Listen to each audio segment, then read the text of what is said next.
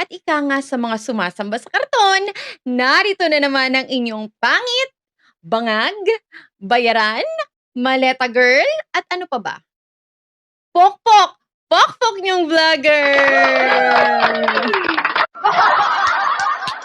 Kala niyo maaasar niyo kami sa mga ganyan niyo, ha? Ayan, in-announce ko pa, 'di ba? So, next time kasi, tip lang 'to, 'pag babanat kayo sa'min ng pang-aasar, huwag naman kasi yung ampaw.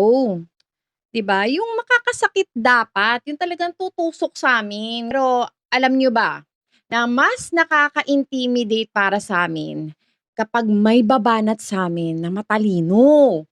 Tapos yung tipong makikipagtalasan ng argumento, 'yan. Diyan talaga urong tinggil ko diyan. Kasi nung time na sumuport kami kay Nanay Leni, tapos siyempre may mga bashers ako na loyalista, ay day! Talaga. Medyo nahirapan ako ng konti, kasi aminin na natin, marami din ang matatalino talaga. Matatalino ang BBM supporters talaga. Pero siyempre panalo pa rin ako kasi napagod sila sa'kin. Kasi may ugali talaga ako na hindi ako nagpapatalo, day. Papagurin ko talaga kayo 'pag marami akong time. Pero yun nga, sa mga sumasamba sa karton at may sayad, so far wala pa talaga ako na-encounter na worth my brain cells. Parang iisa kasi ng hulmahan ng utak, ang liliit! Or minsan talagang walang-wala talagang utak, ganyan. Waste of time, sayang oras ko. So, hindi ako papatol sa mga ganyan.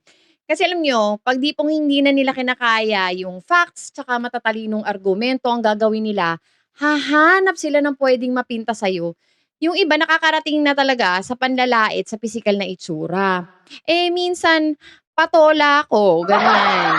Lalo nung dating wala pa akong admin kasi ngayon may mga admins na ako na tagalinis ng comment section ko. So, hindi na nakakaabot sa'kin yung mga, comments ng DDS na mahahaba na pinag-e-effortan pa. Minsan hindi ko na nababasa yun, 'no. So, hindi na nakakarating, sayang naman.